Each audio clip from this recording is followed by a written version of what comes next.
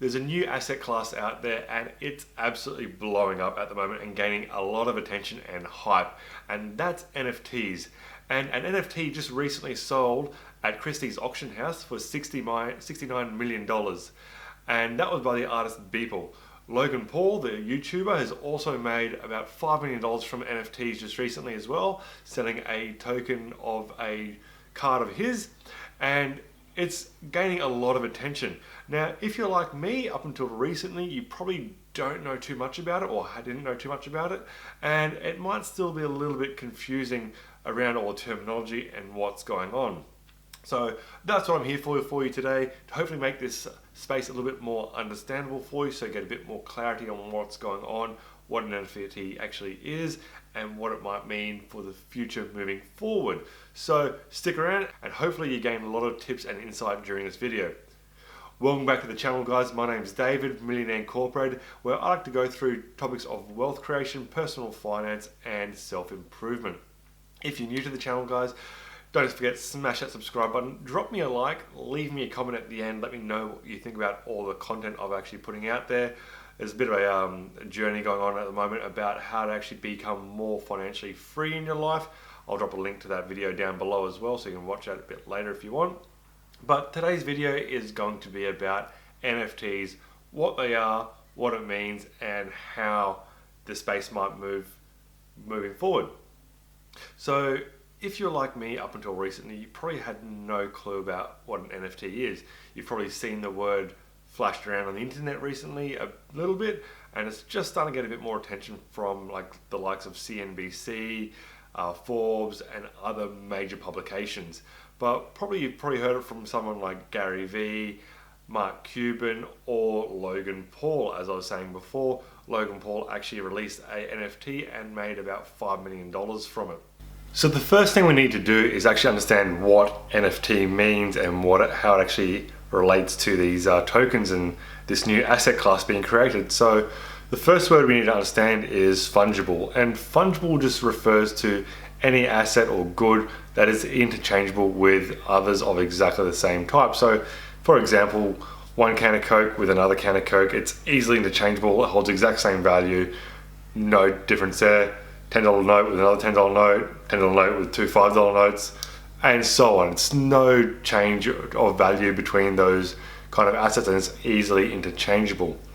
So when you say non-fungible, you're literally just saying that the asset that you hold, say a trading card or a piece of art, holds value on its own merit and on its own unique way. So you can't actually exchange it with another one for, it's not an equal exchange there. So holding one piece of art is not the same as another piece of art. They might be valued the same, but they're completely different pieces. So that's what it necessarily means when you're saying fungible and non-fungible. Now, when you throw in the word token, it adds a cryptocurrency element to the entire process, and things can start getting a bit confusing for most people, because it got confusing for me too. So you're not alone if that's the case for you.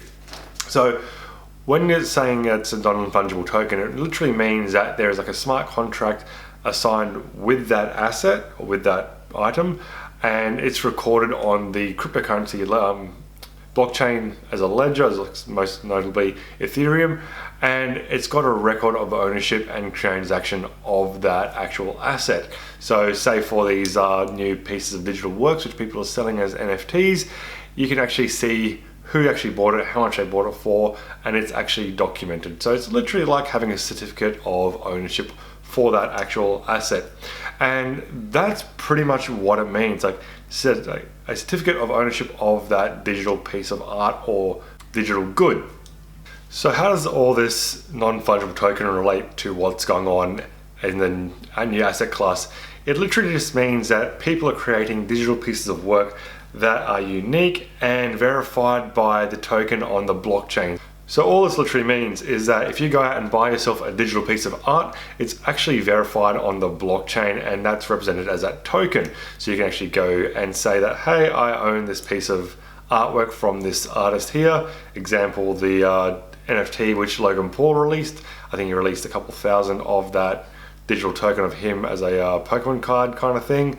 And it's actually verifiable. Now, is there actual value behind it? Obviously there is, because people actually paid for it. So when it comes to economics and things like that, the market actually dictates what something's worth. So if someone has gone out and spent $2,000 for a NFT of Logan Paul, that NFT is currently worth $2,000.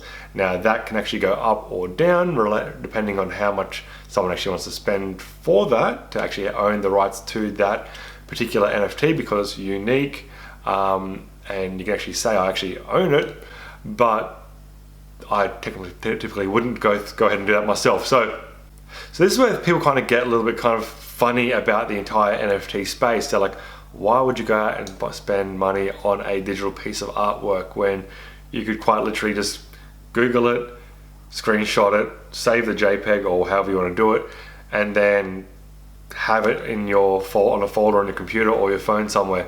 Well, it's a little bit like owning art. Now, the art and artists such as, say, Monet, Picasso, Leonardo da Vinci, they would have created original pieces of work in the past, and it's owning the actual original that actually holds value. Now, they've actually created prints of the exact same pieces of art, but they don't necessarily hold any value because they can be replicated over and over and over again, whereas the original holds its value because you can actually see the brush strokes and everything surrounding it.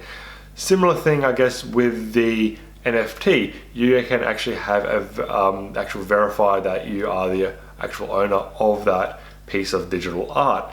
Now, it also has other applications and uses, such as creators are creating content specifically for their audience and their networking community, such as Kings of Leons. And I've actually heard that they've done this in a very fantastic way.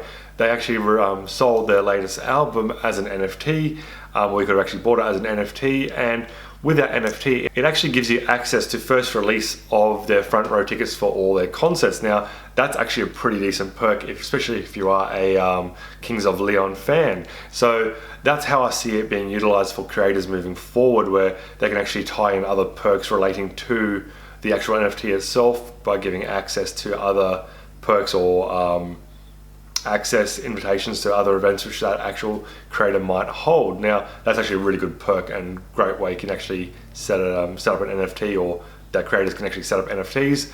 Artists can actually sell their artwork this way to their end user, especially if they are in the digital art space. And it's a great way of actually for everyday people kind of wanting to support their favorite artists out there. So some of my favorite artists are, say, Timmy Sneaks, Alec Monopoly, and I think his name is Mijares. I don't necessarily know if they're going to actually release any NFTs, and currently I can't actually buy any anyway. I'm not liquid, I'm actually illiquid, I'm actually fully invested in other assets. But if they were to actually release NFTs of some of their works, you could potentially go out and buy it. And one thing they can actually do as an artist is they can actually tie in other elements to that actual smart contract or that token itself, such as having like a trailing commission, so that if that piece of art gets on sold later on, it can actually give them a percentage of the actual sale price of the resale of that piece of art. So think of it like this. So I own a Pokemon card. So Pokemon got that money from me when I first initially bought it. I may have paid, let's say, $8 for the packet. Now, say I got the Charizard, it's worth $20,000 or something like that, something ridiculous. Well, not really ridiculous, it's awesome. But now I sell that for $20,000. I keep the $20,000, but Pokemon, or the company which actually created the card, doesn't get anything. So with this, in the smart contract with the artists for NFTs, they can actually write in, say, 5% for resale, or 10% of resale actually goes back to the artist. And that's actually a great way of actually remunerating artists in the future for not just digital art, but also musicians and other people as well. So I think that actually holds a great component to that as an NFT. Now, I currently think that the entire NFT space is a bit of a bubble, a bit of an unknown, because people are actually paying stupid valuations for not necessarily anything that holds any significant value at all. So some pieces of art from unknown artists, people might be paying thousands or hundreds of dollars for, where there's no real value to it because they can't really resell it or on-sell it. you actually own the rights, and if you actually hold value to it, then hey, by all means go out and spend that money for it. But me personally, I wouldn't.